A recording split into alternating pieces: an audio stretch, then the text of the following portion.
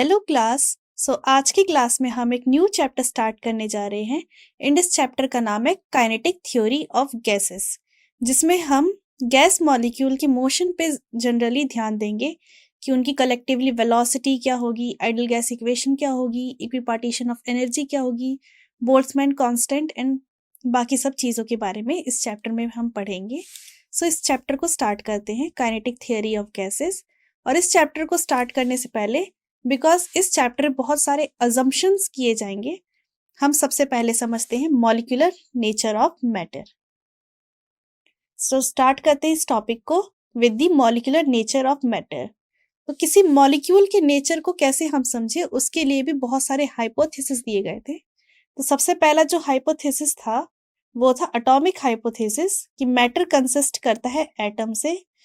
Atoms क्या होते हैं? टाइनी पार्टिकल्स होते हैं जो कॉन्स्टेंटली मूव कर सकते हैं। अगर पुराने टाइम पे देखा जाए तो ग्रीक्स ने प्रपोज किया था कि जो मैटर होता है वो कंटिन्यूअस नहीं होता है, ठीक है, वो डिसकंटिन्यूअस होता है। उसको हम अलग अलग पार्ट्स में तोड़ सकते हैं। पहले हर चीज लगता था कि कंटिन्यूअस है, फिर ग्रीक्स ने प्रपोज किया कि नहीं, वो कंटिन्यूअस नहीं है, वो डिसकंटिन्यूअस है। एंड देन उसके बाद डेल्टन एटॉमिक थ्योरी आई थी। एंड डेल्टन एटॉमिक थ्योरी में डेल्टन ने समझाया था कि एटम्स बहुत टाइनी पार्टिकल है जिसको हम नेक्ड आई से देख नहीं सकते हैं। उसकी प्रॉपर्टी होती है कि atom can not be create nor be destroy, ठीक है ना। एटम को और सब पार्ट में डिवाइड नहीं कर सकते, ये सबसे छोटा पॉसिबल चीज है जो किसी भी मैटर के अंदर हो सकता है। तो ये सब चीजें हमने एटम्स के बारे में जाना था। गैस के लिए जो पहला लॉ आया था वो गे लुसैक लॉ आया था, कि जो गैस का वॉल्यूम है, वॉल्यूम रेशो रिलेट होता है स्मॉलर इंटीग्रल रेशो से। Gas volume ratio relate to smaller integral ratio. तो ये पहला गैस के ऊपर जो लॉ आया था वो गे लुसैक लॉ कहते हैं। एंड वो ये कहता है कि गैस का जो वॉल्यूम का रेशो होता है वो रिलेट करता है छोटे छोटे इंटीजर के रेशो से। आगे चलते हैं, इसके बारे में आगे और डीपली डिस्कस करेंगे। उसके बाद एवोगाद्रो का लॉ आया था कि equal volume of guys have equal number of molecule. सबसे पहली चीज, अगर किसी गैस की वॉल्यूम को हमें डिफाइन करना होता है तो हम कंटेनर्स लेते हैं, ठीक है। अगर दो कंटेनर में इक्वल वॉल्यूम पे गैस है तो उनके अंदर जो नंबर ऑफ मॉलिक्यूल्स होंगे वो भी सेम होंगे। ओके, इसका मतलब ये कि V1 बाय V2 किसके इक्वल होगा? जितने गैस मॉलिक्यूल्स इसमें होंगे N1 divided by N2। And इसी को बोलते हैं एवोगाद्रो लॉ, ठीक है। तो ये सब था अबाउट गैस मॉलिक्यूल्स। अब मॉलिक्यूल्स के बारे में आ जाते हैं। मॉलिक्यूल क्या होता है? जब दो एटम या उससे ज्यादा एटम एक दूसरे के साथ जुड़ जाते हैं, ठीक है, तो उसको हम कहते हैं मॉलिक्यूल्स। कोई भी मैटर जो एक से ज्यादा एटम से मिलके बना होता है उसको हम कहते हैं मॉलिक्यूल। अब मॉलिक्यूल को देखने के लिए हम इलेक्ट्रॉन माइक्रोस्कोप का यूज करते हैं। मॉलिक्यूल्स को अगर देखना हो हमें तो हम किसका यूज करेंगे? इलेक्ट्रॉन माइक्रोस्कोप का यूज करेंगे। एंड यहाँ पर हम एक और टर्मिनोलॉजी समझ लेते हैं जिसको कहते हैं इंटर एटॉमिक डिस्टेंस। दो गैस मॉलिक्यूल्स के बीच का जो डिस्टेंस है, ठीक है, वो distance inter atomic molecular distance कहा जाएगा। दो लिक्विड के बीच में ये डिस्टेंस और कम हो जाता है, एंड सॉलिड्स के बीच में तो ये डिस्टेंस बहुत ज्यादा कम हो जाता है। तो जो इंटर एटॉमिक डिस्टेंस होता है वो सॉलिड, लिक्विड एंड गैस में वेरी करता है। एंड दो किसी भी मॉलिक्यूल के बीच का डिस्टेंस इंटर एटॉमिक या इंटर मॉलिक्यूलर डिस्टेंस कहलाता है। ये सब टर्मिनोलॉजीज है जिसके बारे में हम जान रहे हैं, जो इस चैप्टर में आगे यूज आने वाली है। तो ये सब चीजें हमें पता होनी चाहिए। डायनेमिक इक्विलिब्रियम इन गैस, ठीक है। तो गैस में क्या होता है, कोई भी इक्विलिब्रियम कभी नहीं बन पाता है। एंड वो किस लिए नहीं बन पाता है? बिकॉज हम एज्यूम करके रखते हैं कि गैस के जो मॉलिक्यूल्स होते हैं वो कभी भी रेस्ट में नहीं आते, वो कंटिन्यूअसली रैंडम मोशन में होते हैं। एंड मोशन में होने की वजह से ये गैस मॉलिक्यूल एक दूसरे के साथ कंटिन्यूअसली कोलाइड भी कर रहे होते हैं, एंड उनकी स्पीड जो हो रही होती है वो चेंज हो रही होती है। सबकी स्पीड भी सेम नहीं रहती है। ओके, तो ये था about dynamic equilibrium in gas. अब हम जानते हैं कि एटॉमिक थ्योरी जो है वो कंप्लीट नहीं थी, क्योंकि जो डेल्टन ने एटॉमिक थ्योरी दी थी उसमें उन्होंने कहा था कि कोई एटम है उसको हम और फर्दर तोड़ नहीं सकते, ये सबसे स्मॉलेस्ट चीज होती है। बट रदरफोर्ड एक्सपेरिमेंट इन सब से हमें पता चला कि एटम के अंदर एक न्यूक्लियस होता है एंड उसके चारों ओर इलेक्ट्रॉन्स रिवॉल्व करते हैं। तो जो एटॉमिक पार्टिकल है वो एटम की जगह इलेक्ट्रॉन, ये न्यूक्लियस में प्रेजेंट चीजें जो कि जनरली होती है प्रोटॉन, न्यूट्रॉन। प्रोटॉन भी अब दूसरी चीजों से मिलके बना हुआ है, ये हमें पता चला। प्रोटॉन्स एंड न्यूट्रॉन्स मिलके बने होते हैं क्वार्क नाम के पार्टिकल से। तो प्रोटॉन न्यूट्रॉन भी सबसे छोटी यूनिट नहीं है, इनको और भी तोड़ा जा सकता है। अब एटम्स के बारे में खाली ग्रीक्स को ही नहीं पता था, इंडियंस को भी बहुत अच्छी नॉलेज थी। ठीक है, एंड पुराने जमाने में Indian atomic picture in ancient times, पुराने जमाने में इंडियंस भी क्या करते थे, एटम को पिक्चर करते थे, मेमोराइज करते थे। ठीक है, एटम्स के बारे में इंफॉर्मेशन रखते थे जो हमारी पुरानी टेक्स्ट बुक्स में लिखी गई है। Atomic property estimate in ancient text close to modern value. जितनी भी हमने एटॉमिक प्रॉपर्टी पढ़ी थी वो बिल्कुल जैसे आज के टाइम पे परफेक्ट कैलकुलेशन करने के बाद आई है, पुराने टाइम पे हमने वो वैल्यूज ऑलरेडी निकाल के रखी हुई थी। अब हम जानते हैं अबाउट बिहेवियर ऑफ गैस। ये चैप्टर काइनेटिक थ्योरी है, बट इसमें हम सबसे ज्यादा गैस मॉलिक्यूल पे ही फोकस करेंगे, because gas molecule he her time motion में होते हैं एंड कोई ऑब्जेक्ट अगर हर टाइम मोशन में है तो उसके पास काइनेटिक एनर्जी होती है। ओके, तो हम समझते हैं about behaviour of gas. Property of gas are easier to understand than those of solid and liquid. जो गैस की प्रॉपर्टी होती है वो ज्यादा आसानी से समझी जा सकती है सॉलिड एंड लिक्विड के कंपैरिजन में। एंड उसका रीजन क्या है? उसका रीजन ये है कि जो गैस के मॉलिक्यूल्स होते हैं वो एक दूसरे से बहुत दूर होते हैं एंड उनके बीच में इंटरेक्शन बहुत मिनिमम होता है। वो तभी इंटरेक्ट करते हैं जब एक दूसरे में कोलाइड करते हैं एंड हम कंसीडर करके रखते हैं कि जो कोलिजन हो रहा होगा वो भी कैसा कोलिजन हो रहा होगा। हमने वर्क एनर्जी पावर चैप्टर में कोलिजन के टाइप्स पढ़े थे। तो कोलिजन कितने टाइप्स के होते हैं, इसका करेक्ट आंसर क्या है?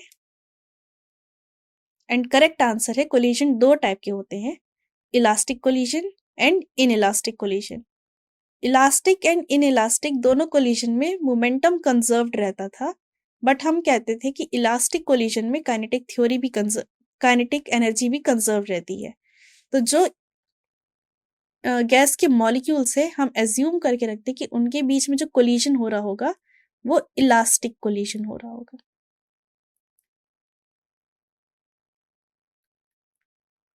तो गैस के मॉलिक्यूल्स को समझना, उसके बारे में स्टडी करना सॉलिड एंड लिक्विड के कंपैरिजन में इजी है, बिकॉज गैस के मॉलिक्यूल हमेशा एक दूसरे से दूर दूर बने होते हैं, इंटरेक्शन बेयर मिनिमम होता है, तभी इंटरेक्ट करते हैं जब कोलाइड करते हैं एंड कोलिजन भी कैसा होता है, इलास्टिक कोलिजन होता है। Gas at low pressure and high temperature much above that at which they liquefy or solidify approximate satisfy a simple relation। Gas जिसको हमने लो प्रेशर पे रखा है बट हाई टेम्परेचर में रखा है, प्रेशर क्या है, लो है, बट टेम्परेचर क्या है, हाई है। अगर गैस मॉलिक्यूल को आप और गर्म करोगे तो उनके मॉलिक्यूल्स क्या होने लग जाएंगे, एक दूसरे से दूर भागने लग जाएंगे एंड और तेजी से मोशन करने लग जाएंगे। अगर प्रेशर नेग्लेजिबल है, कोई प्रेशर हमने कंटेनर पे क्रिएट नहीं करके रख रखा, तो उनको ज्यादा फ्री स्पेस मिलेगा मूव करने के लिए। तो ऐसे गैस जिसको हम low pressure but high temperature में रखते हैं वो एक रिलेशन को सेटिस्फाई करते हैं और वो रिलेशन होता है PV equals to KT। Okay, and आप लोगों को ये रिलेशन समझ के आ गया होगा कि हम कौन सी गैस की बात कर रहे हैं।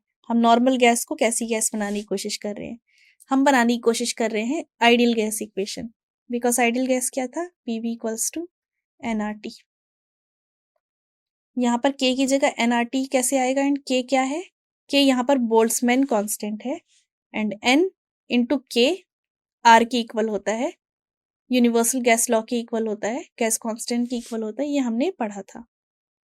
तो अगर कोई gas low pressure but high temperature पे रखी जाती है तो वो गैस आइडल गैस की तरह बिहेव कर रही होती है। आगे चलते हैं।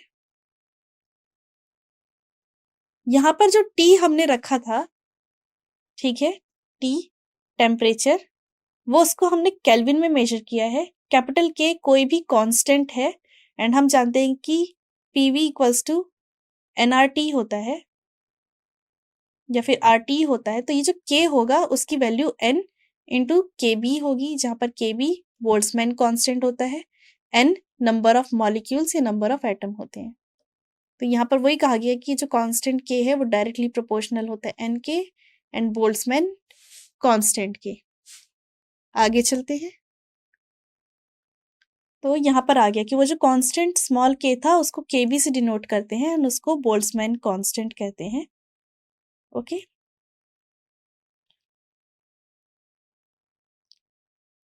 PV equals to N KBT into T, ठीक है।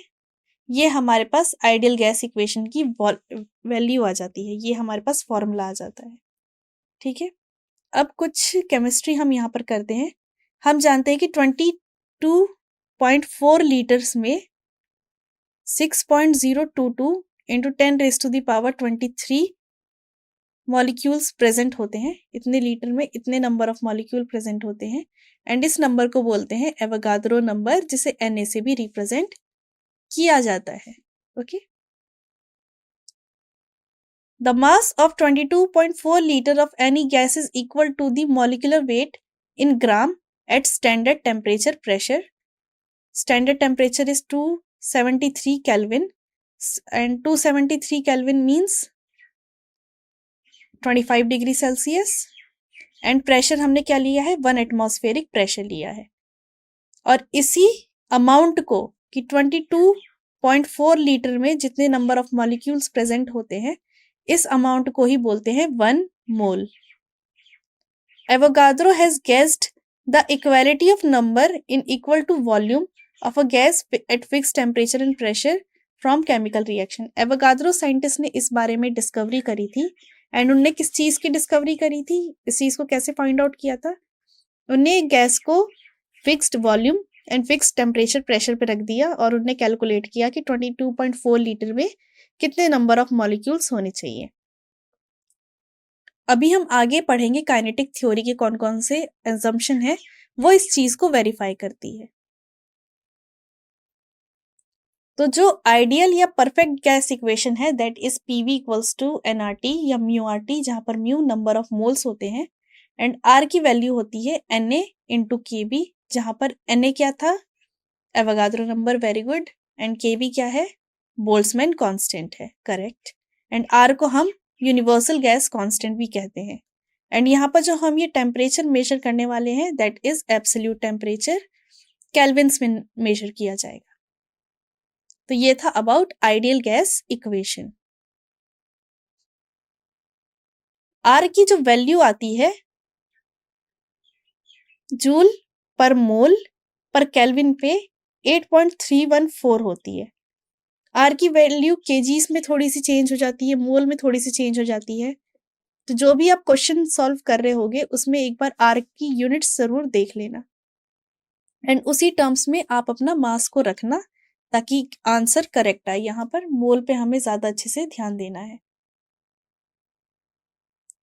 जहां पर म्यू क्या होता है, मोलर मास होता है एंड म्यू को हम m/m0 भी लिख सकते हैं, जहां पर m गैस का मास होता है, m0 मोलर मास होता है एंड ये किसके इक्वल हो जाएगा, number of molecules divided by Avogadro number.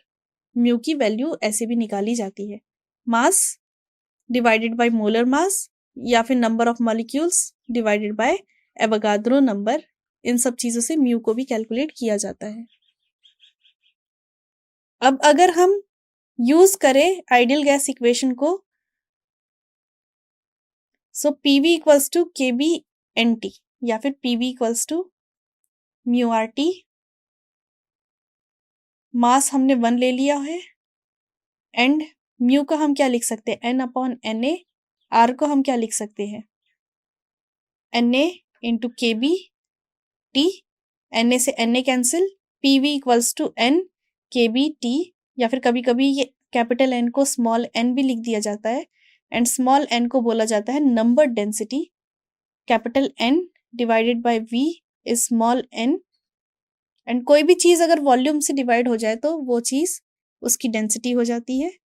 So N is number density या फिर number of molecules per unit volume, और KB क्या हो जाएगा यहाँ पर, बोल्ट्जमैन कांस्टेंट, एंड KB की जो वैल्यू होती है वो होती है 1.38 इंटू 10⁻⁻³ जूल पर केल्विन। ये वैल्यूज वैसे गिवन होती है तो इसको मेमोराइज करने की कोई ज़रूरत नहीं है, क्योंकि ये सिर्फ हम आइडियल गैस इक्वेशन को थोड़ा मॉडिफाई कर करके उसकी नए फॉर्मूलेज फाइंड आउट करने की कोशिश कर रहे हैं। एक और जो यूजफुल फॉर्म होती है दैट इज PV किसके इक्वल है, म्यू RT। म्यू को अगर मैं लिख दूं m/m0, so PV equals to m/m0 RT। Volume को मैं इस साइड ले आऊं तो P equals to 1/m0 m/v RT, and mass upon volume क्या होता है, density. So PV equals to rho RT divided by molar mass. तो अगर आपको क्वेश्चन में डेंसिटी दे रखा है, टेम्परेचर दे रखा है, मोलर मास दे रखा है, तो आप प्रेशर कैलकुलेट कर सकते हो। ये डिफरेंट फॉर्म है अगेन हमारे आइडियल गैस इक्वेशन की। An ideal gas is a simple theoretical model of the gas. एक आइडियल गैस क्या है, एक इमेजिनरी थियोरेटिकल मॉडल है गैस का। कोई भी जो रियल गैस है वो एक आइडियल गैस नहीं बन सकती है, ठीक है। This show the departure from ideal gas behaviour to real gas at 3 temperature. तो हम क्या करेंगे, PV इक्वल्स टू nRT हमारे पास फॉर्मूला है, ये आइडियल गैस के लिए है, ओके। कोई भी गैस आइडियल गैस नहीं हो सकती, बिकॉज जो आइडियल गैस है वो एक थियोरेटिकली डिजाइंड गैस है। तो क्या होगा, कोई भी गैस जो एक्चुअल में हमारे वर्ल्ड में प्रेजेंट है वो इस फॉर्मूले को फॉलो नहीं कर सकती। तो हम चेक करेंगे कि जब हम टेम्परेचर को लो कर दें तो क्या कंडीशन होती है गैस की, प्रेशर लो कर दें, टेम्परेचर हाई कर दें, तो क्या इस टाइप की इक्वेशन को कोई गैस सेटिस्फाई कर पाएगी या नहीं। ये सब चीजें हम जानने की कोशिश करेंगे। तो जब प्रेशर लो होता है एंड टेम्परेचर हाई होता है तो मॉलिक्यूल्स क्या होने लग जाते हैं, एक दूसरे से बहुत ज्यादा दूर होने लग जाते हैं, ठीक है। इस तरीके से दूर हो जाते हैं कि उनके बीच में इंटरेक्शन नेग्लेजिबल हो जाता है। और जब कोई गैस के बीच में इंटरेक्शन नहीं होता तो वो गैस आइडियल गैस की तरह बिहेव करने लग जाती है। अगर हम U एंड T को फिक्स कर दें तो PV इक्वल टू कॉन्स्टेंट हो जाएगा, ओके। आइसोथर्मल प्रोसेस आपको याद होगा।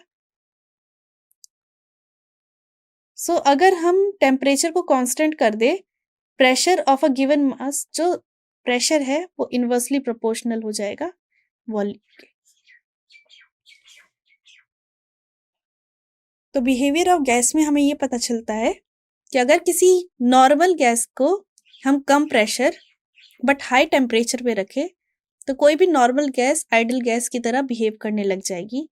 एंड उसका रीजन यही है कि गैस के मॉलिक्यूल्स के बीच में कोई इंटरेक्शन नहीं बचेगा, इसीलिए, ओके।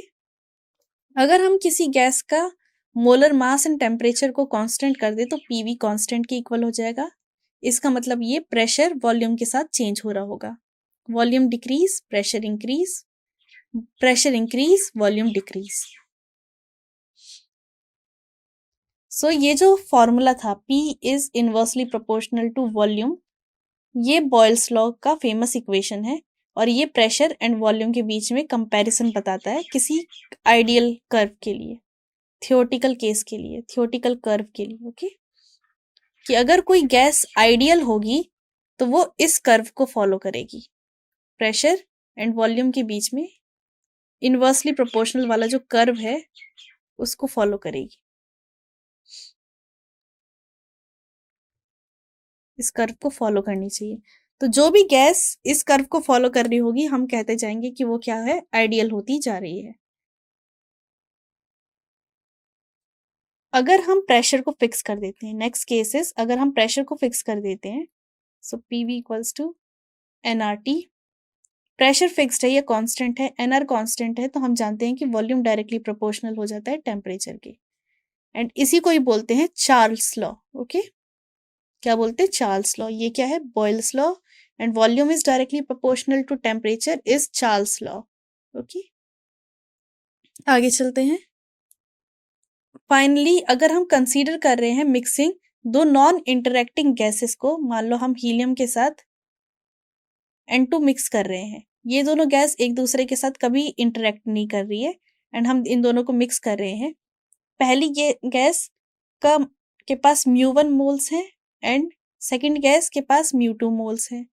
वेसल जिसमें हम मिक्स कर रहे हैं उस वेसल का वॉल्यूम V है, प्रेशर P है, टेम्परेचर T है। तो जो PV है वो सारे के सारे मोल्स का सम हो जाएगा। PV इक्वल्स टू μ1 प्लस μ2, जितने भी हम गैसेस ऐड करते जा रहे हैं उनका सम इनटू RT हो जाएगा।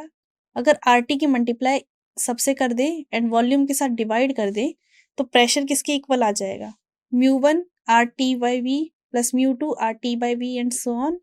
And μ1 RT by V pressure 1 के इक्वल है, μ2 RT बाई V P2 के इक्वल है।